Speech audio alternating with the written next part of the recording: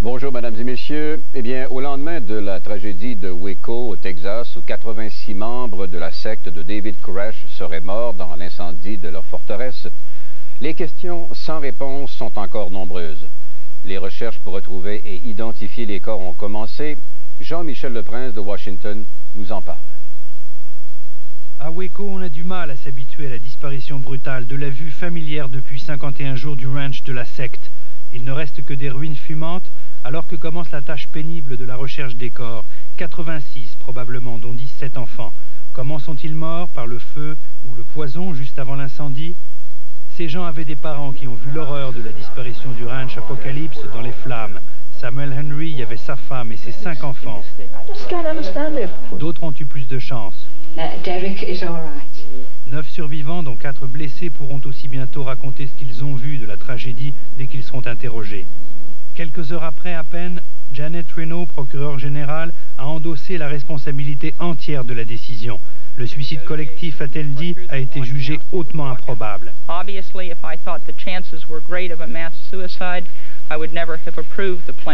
Sinon, dit-elle, elle n'aurait jamais approuvé le plan. Le président Clinton doit parler à ce sujet dans quelques instants, mais il a déjà hier soir donné son appui entier à Janet Reno. Le directeur du FBI, William Sessions, justifie l'assaut ainsi. Nous avons eu des preuves que les enfants étaient de plus en plus maltraités. Ce n'est qu'un prétexte, dit l'avocat de David Koresh, Dick de Guérin. On s'en allait vers une solution, les assiégés allaient sortir. Pourquoi forcer maintenant, dit-il. Mais dans une conférence de presse à Waco, le FBI a rejeté tout ça. L'agent Jeff Jamar dit qu'on ne pouvait plus croire David Koresh. Plus de temps n'aurait rien fait. La seule stratégie non violente qui restait, dit-il, c'était les gaz lacrymogènes. Jean-Michel Leprince à Washington. Chez nous, près d'un an après la catastrophe qui a coûté la vie à 26 travailleurs de la mine de charbon Westray en Nouvelle-Écosse, la GRC va déposer cet après-midi une série d'accusations. On s'attend à ce que le propriétaire Curragh Resources de Toronto et 2 de ses directeurs en Nouvelle-Écosse soient accusés d'homicide involontaire et de négligence criminelle. La peine maximale est la prison à vie pour les directeurs et de fortes amendes pour l'entreprise. Une enquête judiciaire dans cette affaire a été reportée immédiatement, indéfiniment donc, le temps pour les accusations criminelles de suivre leur cours. Dossier commercial. Au nom du libre-échange des biens et des services entre les provinces, le Nouveau-Brunswick s'apprête à punir le Québec pour son intransigeance. Le gouvernement de Frank McKenna doit adopter sous peu une loi prévoyant la réciprocité commerciale avec le Québec. Cette mesure vise notamment l'industrie de la construction, mais aussi le secteur des services. Louis Lemieux nous explique. C'est le calme avant la tempête au Parlement de Fredericton. Ça fait des années que le Nouveau-Brunswick se plaint de ne pas avoir accès au marché public du Québec à cause de la politique d'achat préférentielle québécoise. Mais maintenant, le gouvernement McKenna prend les grands moyens. En fait, le Nouveau-Brunswick va rendre l'appareil au Québec. C'est simple, mais considérable. Il va traiter le Québec exactement comme le Québec traite le Nouveau-Brunswick.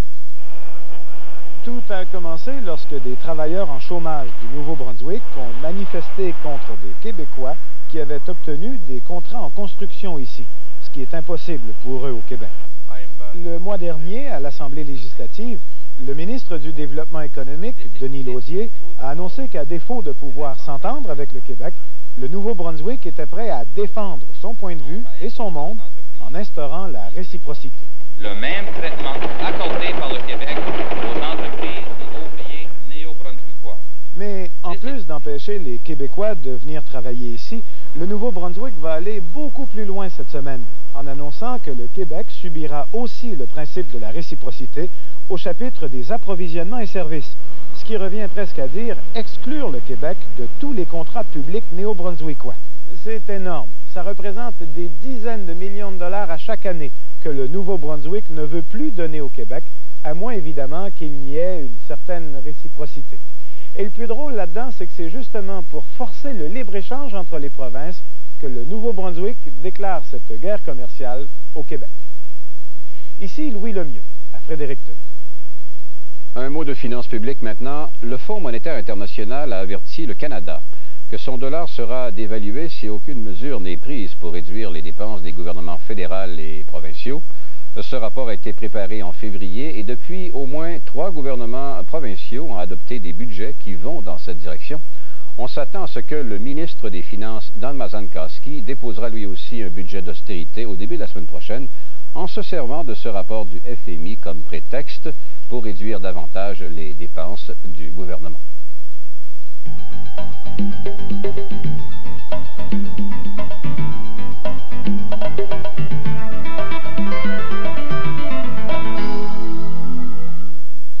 Dossier de la langue. L'avis du Comité des droits de l'homme de l'ONU sur la loi 178 qui devait être dévoilée hier ne le sera qu'au début de mai. Le comité serait divisé sur la question. Selon le journal La Gazette, qui a obtenu copie de la plaidoirie du Québec devant l'ONU, eh bien, on fera valoir que le français a toujours été menacé et que les lois étaient donc nécessaires pour créer un sentiment de sécurité chez les Québécois. Et le directeur artistique de l'Orchestre symphonique de Montréal, M. Charles Dutoit, vient d'être nommé chef principal de l'Orchestre national du Japon à Tokyo. C'est à partir de 1996 que Charles Dutoit occupera cette fonction prestigieuse 2 mois par année. Un porte-parole de l'OSM a fait savoir que cette nomination ne modifiera toutefois en rien le travail de son directeur artistique à Montréal.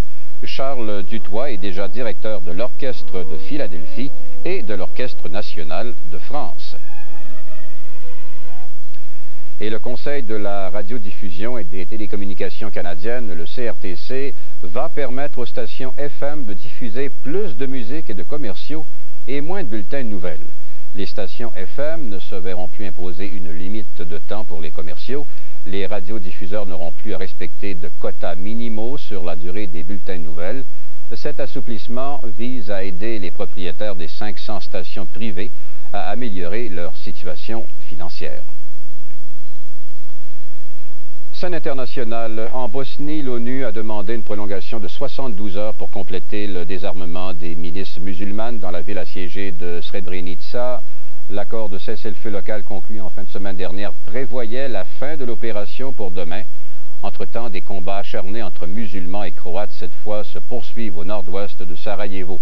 Des affrontements qui ont fait 70 morts et une centaine de blessés depuis 2 jours. Et en Russie, eh bien, le référendum de dimanche prochain est au cœur de l'actualité politique, bien sûr. Aujourd'hui, le président Boris Yeltsin conteste devant la Cour constitutionnelle la décision du Congrès selon laquelle il lui faudra obtenir la confiance de la majorité des gens inscrits sur les listes électorales pour gagner. Boris Yeltsin réclame que le résultat du vote soit plutôt calculé en fonction du nombre de voteurs. Dan Murray nous parle de la campagne référendaire de Boris Yeltsin. Pour le camp du oui, l'arme principale dans cette campagne, voire l'arme unique, s'appelle Boris Yeltsin. Mais ce bain de foule dans la ville de Vladimir représente plutôt l'exception que la règle. Depuis son retour de Vancouver, Yeltsin n'est sorti de Moscou qu'à 2 reprises. La télévision se trouve au cœur de sa campagne. Yeltsin peut compter sur la sympathie ouverte des chaînes russes. Elle lui accorde une couverture très favorable. Elle transmet ses discours, comme celui à des étudiants à Moscou. Néanmoins, sa campagne est en proie à des problèmes.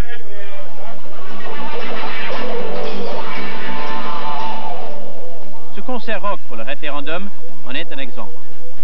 Le camp du oui l'a organisé pour s'assurer l'appui des jeunes, mais la publicité a laissé à désirer. Les 9/10 des sièges sont restés vides. Le bulletin, et plus précisément les questions, représentent un autre obstacle. 3 des 4 questions ont été imposées par ses ennemis au Parlement russe. En plus, ils insistent pour que Yeltsin obtienne l'appui de la majorité des électeurs inscrits pour gagner. Yeltsin dit qu'il ne va pas tenir compte de ce règlement. Il doit tenir compte de son vice-président. Alexandre Rudskoy fait campagne activement maintenant contre son colistier. Rudskoy déclare lors des émissions de Ligne ouverte qu'un vote en faveur de Yeltsin est un vote en faveur de la dictature. Député, le président a ordonné qu'on confisque la limousine Mercedes de Rutskoy. Pour le moment, la campagne référendaire ne suscite guère d'enthousiasme parmi les électeurs russes, rendus cyniques par tant de crises politiques. La tâche de Yeltsin cette semaine sera de convaincre les Russes de l'importance de ce vote. S'il ne réussit pas, non seulement son programme de réformes économiques, mais aussi sa présidence pourrait être condamnée. Ici Don Murray, à Moscou. Après la pause, les hôpitaux du Québec sont invités à utiliser du lait maternisé fabriqué dans la province.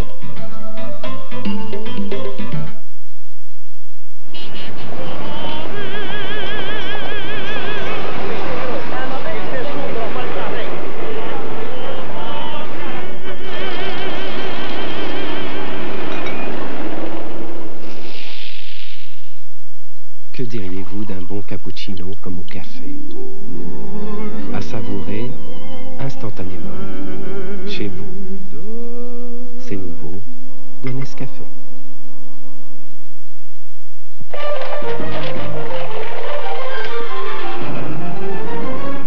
Vous êtes là, très cher. J'ai trouvé cette lettre où vous la décrivez comme une exquise et onctueuse mousse chocolatée, couchée sur de minces gaufrettes bien fondantes et enrobée d'un riche chocolat au lait, aussi délicieux que vous l'êtes à mes yeux. Dites-moi où se cache cette intrigante. La nouvelle et somptueuse Chotelaire.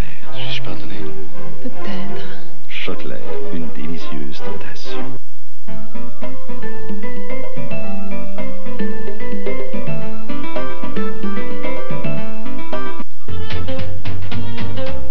Le propriétaire de Saturne est une espèce que l'on rencontre de plus en plus souvent, que ce soit en banlieue, à la plage et même dans les petits coins isolés.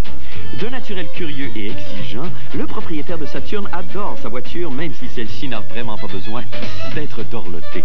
Chose certaine, il fuit devant la plupart des vendeurs de voitures. Pour en savoir davantage sur le propriétaire de Saturne, appelez au 1-800-263-1999. Je crois que notre service 800 PME serait beaucoup plus adapté à la nouvelle réalité de votre entreprise. Demande transfert pour les entreprises de Fixe-Roi sur Télé+. Québec Téléphone a conçu le nouveau programme Complicité PME, spécialement pour aider les PME à mieux gérer leurs frais d'interurbain et à les rendre encore plus compétitifs. Désilets et Fils, prêt à transférer sur Service Watt. Très bien. Je rassemble le dossier, on se voit cet après-midi, sans faute. Québec Téléphone, le côté affaires de la technologie. Oui, dans les hôpitaux du Québec, vous le saviez peut-être pas, le lait qui est donné aux nourrissons est fabriqué non pas au Québec, mais dans des usines de l'Ontario. Le groupe Lactel voudrait bien changer cette situation. Des employés de cette usine de Sainte-Claire de Bellechasse qui fabrique du lait maternisé ont même symboliquement livré leurs produits il y a quelques jours à l'hôpital de Saint-Georges.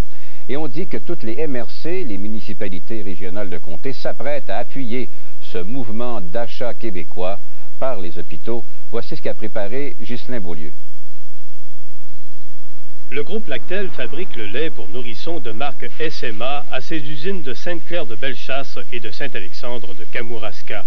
Seulement 17% des hôpitaux du Québec utilisent ce lait pour nourrissons, le seul provenant du Québec. La plupart s'approvisionnent en Ontario avec la marque Enfalac. Le maire de Sainte-Claire veut que ça change. Le lait qui est produit dans la Beauce, c'est du lait qui est bon pour les bovins de la Beauce, qui est bon pour les bovins de tout le Québec. Puis ça, pourquoi que vous l'appreniez, monsieur? On va vous le montrer. Puis s'il faut aller au gouvernement, s'il faut venir brasser l'hôpital, on va la brasser. S'il faut tout brasser les hôpitaux, on va toutes les brasser. Quelques employés de Sainte-Claire qui accompagnaient le maire ont fait une livraison symbolique à l'hôpital de Saint-Georges. Cet hôpital est situé à quelques dizaines de kilomètres seulement de l'usine de Sainte-Claire et prend pourtant son lait en Ontario. Si nous autres, on attend 10 ans avant de pouvoir rentrer dans nos hôpitaux, on va perdre nos emplois tout simplement. À Sainte-Claire seulement, ça veut dire 50 emplois.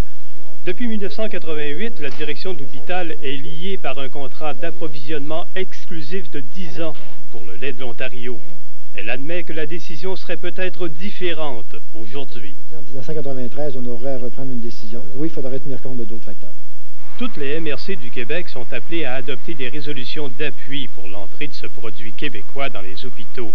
Le gouvernement du Québec est d'ailleurs en train de revoir cette procédure d'approvisionnement. Le ministère de la Santé doit présenter des recommandations d'ici un mois. Les contrats exclusifs pour des périodes prolongées pourraient bien disparaître. Ghislain Beaulieu à Saint-Georges-de-Beauce. Et du lait maternisé, on va passer au cholestérol. Vous savez que les progrès récents en matière de cardiologie sont reliés à des progrès technologiques. Et les chercheurs travaillent très fort actuellement pour mieux comprendre l'artériosclérose, qui est l'une des grandes responsables des maladies cardiaques. Mais si on veut prévenir ces maladies cardiaques, eh bien, il faut maintenir au plus bas le niveau de cholestérol sanguin. Le docteur Yves Kenville là-dessus. D'entrée de jeu, je vous rappelle que le cholestérol que nous avons dans notre organisme ne nous vient pas que de notre alimentation, c'est-à-dire que des graisses ou du cholestérol que nous pouvons manger. Notre organisme, parce qu'il en a besoin, et pour satisfaire ses besoins, va fabriquer lui-même du cholestérol. Donc, a priori, il ne faudrait pas penser que le cholestérol est mauvais. Là où il est dommageable, c'est quand il se retrouve en trop grande quantité dans notre organisme. Il aura alors tendance à venir se déposer dans la paroi des vaisseaux, en particulier les vaisseaux du cœur, à les obstruer, et ça augmente ainsi les risques de crise cardiaque, de maladies coronariennes. Il y a certaines catégories d'individus, certaines familles en particulier, qui pour des raisons génétiques auront tendance à fabriquer et à retenir trop de cholestérol, même en faisant bien attention à leur alimentation, alors que pour la plupart d'entre nous, il y a moyen de garder son niveau de cholestérol à des niveaux raisonnables en faisant simplement attention à ce que l'on mange. Pour ceux qui sont touchés par un niveau de cholestérol trop élevé pour des raisons génétiques, il faudra avoir recours à des médicaments comme par exemple la lovastatine qui ont la propriété de limiter la synthèse du cholestérol dans l'organisme. Cette action aurait pour résultat pas seulement de ralentir l'évolution des dommages causés aux vaisseaux par le cholestérol, mais aussi de réduire l'apparition de nouvelles lésions dans les vaisseaux, et peut-être, je dis peut-être parce que ce n'est pas encore prouvé de façon définitive, de renverser les lésions qui sont déjà établies. Il y a des recherches de pointe actuellement qui s'intéressent à ce qu'on pourrait appeler des facteurs naturels dans l'alimentation qui protégeraient contre le cholestérol. On étudie par exemple les huiles provenant de poissons de mer froide, de mer nordique, et on étudie aussi les habitudes alimentaires des Français. Les Français, en effet, même s'ils consomment beaucoup de gras animal, font moins d'infarctus que les Nord-Américains. On ne sait pas trop pourquoi. On pense qu'il y aurait peut-être un facteur de protection contre la viscosité sanguine dans le vin, en particulier le vin de Bordeaux. On pense aussi qu'il faut étudier les propriétés de l'ail, de l'huile d'olive, et ça aurait peut-être quelque chose à voir aussi avec une méthode de cuisson différente des aliments que nous utilisons, nous, en Amérique du Nord. On voit donc que les chercheurs s'intéressent à beaucoup de produits contenus dans l'alimentation de peuples où il y a moins d'infarctus qu'en Amérique du Nord pour voir qu'est-ce qui, dans leur alimentation, pourrait protéger contre le cholestérol. Autres produits qui sont à l'étude actuellement, ce sont les antioxydants. Les antioxydants auraient pour effet d'empêcher les LDL, qui sont des protéines transporteuses de cholestérol, de s'oxyder. Quand les LDL s'oxydent, c'est là que le cholestérol commence à faire des dommages. Alors on pense que si on donnait de la vitamine E, de la vitamine C ou encore des bêta-carotènes, soit en supplément, soit dans l'alimentation, on pourrait peut-être réduire les dommages causés par le cholestérol. Ça reste à voir. Yves Kenville pour l'édition Magazine. Après la pause, le Canada remporte une deuxième victoire de suite au championnat mondial de hockey à Munich, en Allemagne.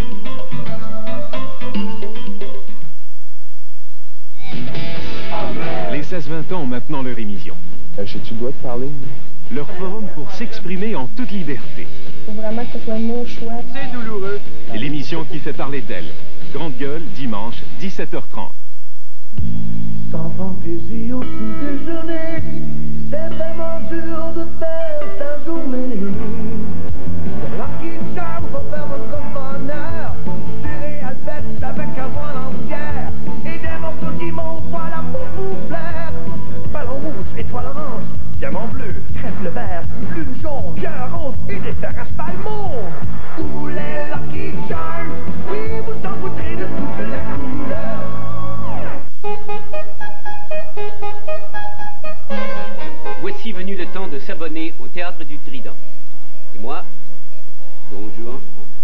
vous promets une saison pleine d'émotions.